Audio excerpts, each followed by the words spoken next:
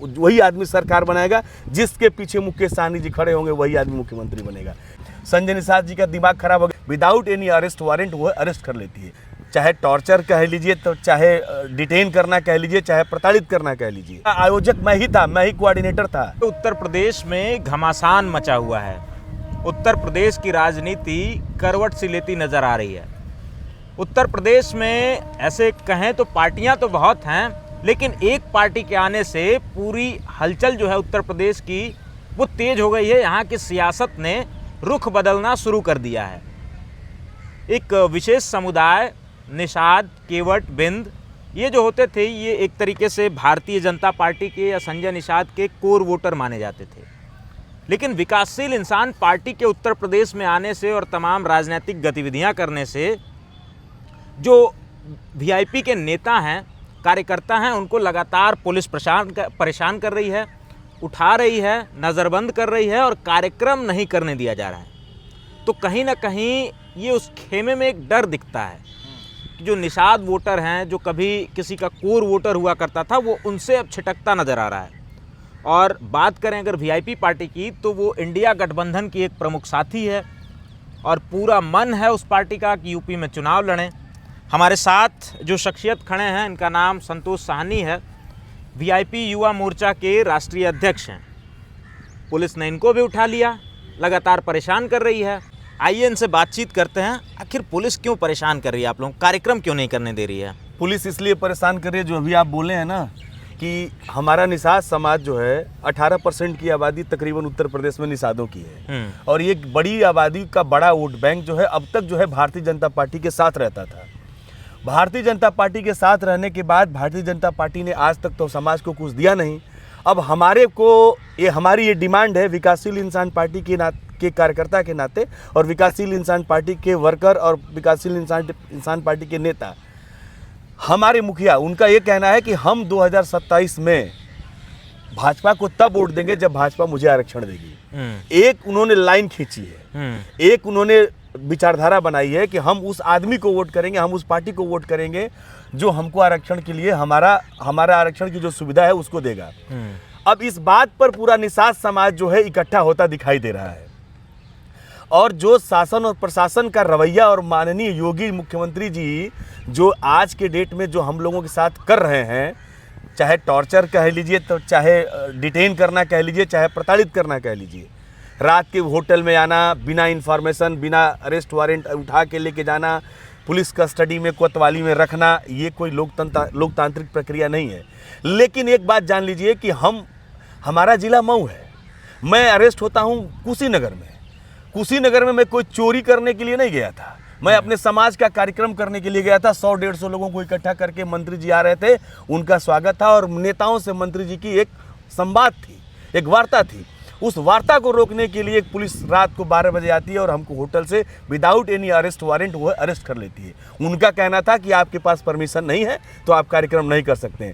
अगर मेरे पास परमिशन नहीं है तो हम कोई कार्यक्रम नहीं कर सकते हैं, लेकिन उनके पास कोई अरेस्ट वारंट नहीं है, फिर भी वो मुझे अरेस्ट कर सकते हैं। ये पुलिस प्रशासन है योगी जी का। योगी जी और इस सरकार, भारतीय जनता पार्टी की सरकार, एनडीए की सरकार मुकेश सहनी जी से और विकासशील इंसान पार्टी से इतना डरी हुई है कि ये 18% की आबादी वाला समाज आज के डेट में जब कोर वोट जो है बीजेपी का होता था वो अब खसक रहा है और सत्ता परिवर्तन का जो कारण होगा वो निषाद कम्युनिटी का वोट होगा। अच्छा ये बताइए, आप लोगों पे संजय निषाद जी क्यों इतना खफा है, खिसियाए हुए हैं, लगातार आकर के बयान दे रहे हैं कि डील हुई थी हमारी कि हम यूपी में लड़ लेंगे, वो बिहार में लड़ लेंगे मुकेश सहनी जी, फिर वो यूपी आ रहे हैं कूद करके, पता नहीं कौन उनको जो है सुझाव दे रहा है, क्या कर रहा है, तमाम चीज़ें बहुत खिसियाए हैं आप लोगों पर। देखिए, खिसियानी बिल्ली खंभा नोचे वाली बात है, एक कहावत है। और आज जो संजय निषाद जी कर रहे हैं, आज वो उनको याद आया है कि डील हुई है, आज उनको याद आया कि समझौता हुआ है। जिस दिन मुकेश सहनी जी मुकेश पैसा दे करके चंपा देवी पार्क में और कार्यक्रम करवाए थे, 2017 की बात है ये, 25 जुलाई 2017 फूलन देवी का शहादत दिवस था और उस रैली में चंपा देवी पार्क भर गया था और उस रैली का आयोजक मैं ही था, मैं ही कोऑर्डिनेटर था। पेपर का अखबार उठाकर देखेंगे, सब जगह मेरा फ़ोन नंबर और मेरा नाम लिखा हुआ है और हम लोग मुकेश सहनी जी की तरफ से थे, और संजय निषाद जी को सब लोगों को इकट्ठा करके वो एक रैली, कंबाइन रैली की गई, जिसमें समाज इतना आया कि चंपा देवी पार्क फुल हो गया। संजय निषाद जी का दिमाग खराब हो गया, उसमें एक एक आदमी को आने का, रैली का खर्चा पूरा का पूरा सनाब मला मुकेश सहनी जी ने दिया था। तब नहीं याद आया कि क्या डील हुई है। जिस दिन जब जो है इनको 14 टिकट 13 टिकट उत्तर प्रदेश सरकार में मिला, सनाब मल्लाह मुकेश सहनी जी नहीं, लेकिन उनको सब लोगों ने सुझाव दिया कि आप निषादों को टिकट दीजिए, आप निषादों को विधायक बनाइए। एक भी निषाद को ये आदमी टिकट नहीं दिया। तब नहीं याद आया कि डील हुआ है। जब ये कहा गया था कि तुम्हारी बहन वीरांगना फूलन देवी का हत्यारा भारतीय जनता पार्टी में बैठा है, उस केस को तुम ओपन कराओ और उस पर CBI जांच कराओ, तो ये चुप रहता है आदमी। तब नहीं डील हुआ था। जिस समय हम लोगों का बालू का खनन का मुरंग का पट्टा जो था, भारतीय जनता पार्टी पिछली सरकार ने हम लोगों को दिया था, खनन का पट्टा हमारा अधिकार था, और भारतीय जनता पार्टी ने उस खनन के पट्टे को और उस अधिकार को जब रद्द कर रही थी और जब निरस्त कर रही थी कि यह निषादों को नहीं दिया जाएगा, तब उसको नहीं याद आया कि डील है। 5 अप्रैल जो है निषाद जयंती मनाई जाती थी। 5 अप्रैल को एक सरकारी अवकाश मिलता था हम लोगों को। उस अवकाश को जिस दिन ये भारतीय जनता पार्टी की सरकार खत्म कर रही थी, तब नहीं डील उनको याद आई थी। फूलन देवी के हत्यारे पर डील नहीं आई थी। मछुआ आवास जो हमको मिलता था, उस आवास को ये आज की सरकार ने निरस्त कर दिया, जिसमें 1,65,000 से 1,95,000 की धनराशि आती थी, और सिर्फ मछुआरों को वो आवास मिलता था। वो आवास जो हमारे समाज के गरीब गुरबा लोग थे, जिनको घर नहीं रहता था, उस घर में उनको घर बना के सरकार देती थी, और जो है उसमें वो रहते थे। हमारा रिजर्व जो है मछुआ आवास इस उत्तर प्रदेश में रिजर्व था। माननीय स्वर्गीय मुलायम सिंह जी ने वो आवास को जो है आवंटित किया था मछुआरों के लिए, और यही भारतीय जनता पार्टी ने हमारा आवास हमसे छीन लिया। तब नहीं उसको आदमी को याद आया कि डील हुई है। ये क्या बात करेंगे डील की? इनकी कुर्सी और इनका राजनीति भविष्य खत्म हो रहा है। चंदा चोर हैं ये लोग। बकरी बेच के और जो है भैंस बेच के और अपने बच्चों का स्कूल का फीस रोक करके इस आदमी को समाज ने चंदा दिया।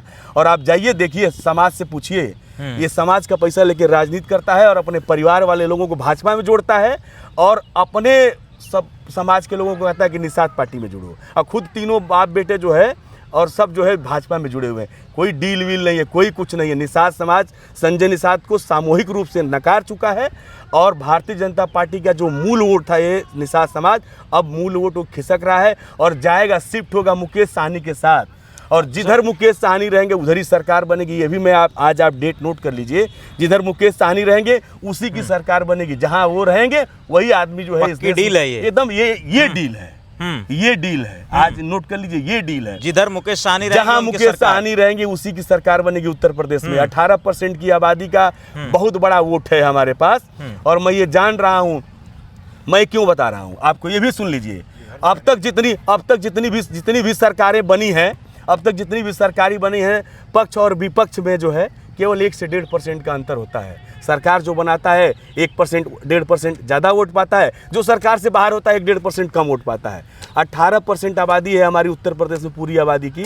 अगर हम अपने आबादी का 5% वोट भी जिधर शिफ्ट कर देंगे, 10% का गैप होगा, और वही आदमी सरकार बनाएगा। जिसके पीछे मुकेश सहनी जी खड़े होंगे वही आदमी मुख्यमंत्री बनेगा। ये मैं लिख कर दे रहा हूँ। अच्छा, ये बताइए, आप लोगों की जो ये बात है, ये जो पूरी लड़ाई की शुरुआत है, वो निषाद आरक्षण को लेकर के है कि 80 की सूची में करा दिया जाए, 80 का आरक्षण मिलने लग जाए निषाद को, जो अभी OBC का मिलता है।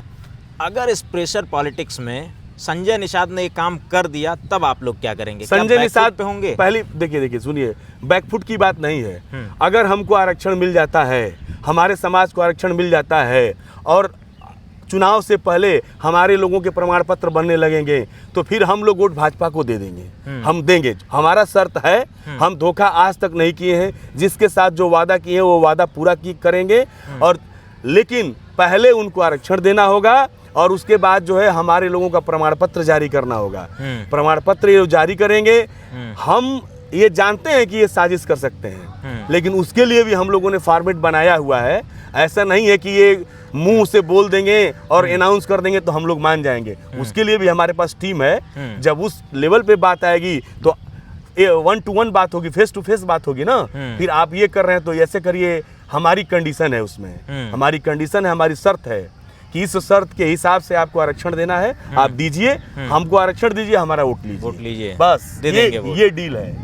हाँ, ये डील है, दे देंगे वोट। हाँ बिल्कुल वोट देंगे, क्यों नहीं देंगे। हमारी लड़ाई आरक्षण की है। हमारे लोगों का आरक्षण मिल जाएगा, हमारे लोगों का भला होगा।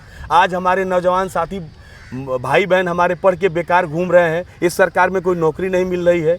कम से कम सरकार आएगी, वैकेंसी आएगी तो अनुसूचित जाति का हमको फ़ायदा मिलेगा, हमारे लोगों को अधिक से अधिक नौकरियां मिलेंगी। दूसरी चीज़, अनुसूचित जाति आने से हम कम पैसे में अच्छी पढ़ाई कर सकते हैं, हमारे कम खर्च में अच्छी हम शिक्षा ले सकते हैं। तो जो सुविधा सरकार अनुसूचित जाति के लोगों को देती है वो सुविधा हमारे समाज को मिलेगा और वो हमारे समाज के लिए बहुत एक ज़रूरी चीज़ है। अच्छा, ये बताइए कि पुलिस प्रशासन लगातार ये सब मुद्दे आप लेकर के जनता के बीच में, अपने समाज के बीच में जा रहे हैं, पुलिस प्रशासन लगातार परेशान कर रही है, किसका हाथ है? क्या ऊपर से? देखिए, हाथ वाथ किसी का नहीं है, ये सिर्फ भारतीय जनता पार्टी को ये पता है कि ये वोट बैंक अगर मुकेश सहनी जी के साथ शिफ्ट हुआ तो हमारा भविष्य खतरे में है। मैं आपको लिख कर दे रहा हूं कि जिस तरीके से योगी जी व्यवहार कर रहे हैं निषादों के साथ और हमारे नेता सना मल्ला मुकेश सहनी जी के साथ व्यवहार कर रहे हैं, आप लिख कर दे रहा हूं कि अगर यही रवैया रहा, योगी जी नहीं सुधरे तो इनकी सरकार कभी नहीं बनेगी।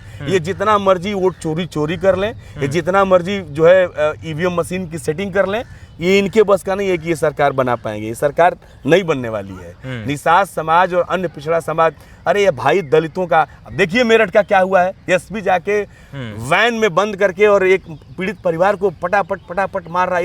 ये ऐसा होता है क्या?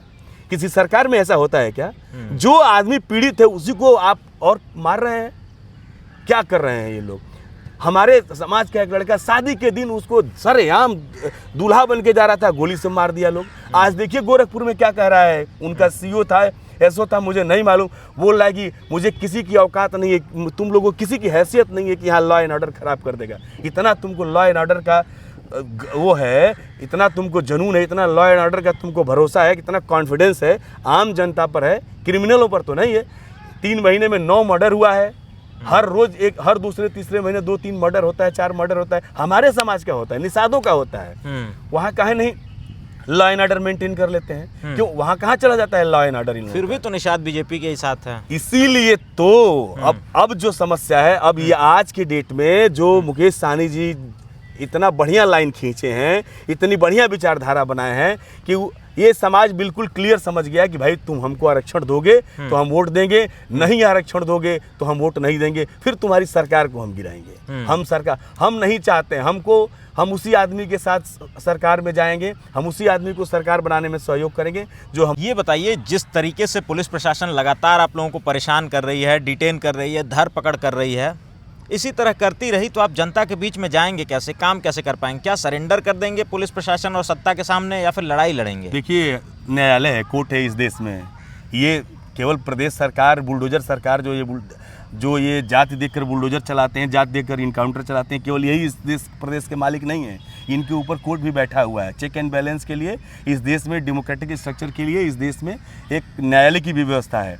हम कोर्ट से जो है परमिशन लेकर धरना देंगे, हम कोर्ट से परमिशन लेकर जो है अपने लोगों की मीटिंग करेंगे, उसके ऊपर तो नहीं ना है। हमारे पास कोर्ट है ना, राइट है ना, लोकतंत्र में हम कहीं भी जा सकते हैं। अभी हमको इनको समझाना है, अगर इनको नहीं समझ में आएगा तो हम कोर्ट से परमिशन लेकर और अपने लोगों के बीच में जाएंगे, ये हमको रोक नहीं सकते। कुल मिला के लड़ाई लड़ेंगे, लड़ाई अंत तक लड़ेंगे और इनको हटाएंगे।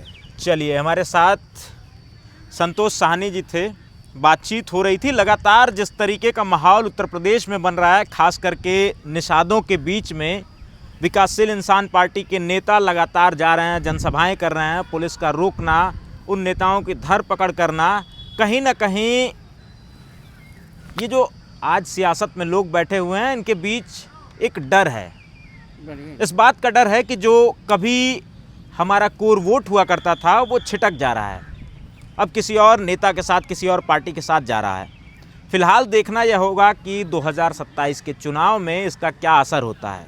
क्या निषाद भाजपा के साथ बने रहते हैं या फिर एक दूसरा दल जो आया है विकासशील इंसान पार्टी, उसके साथ जाते हैं।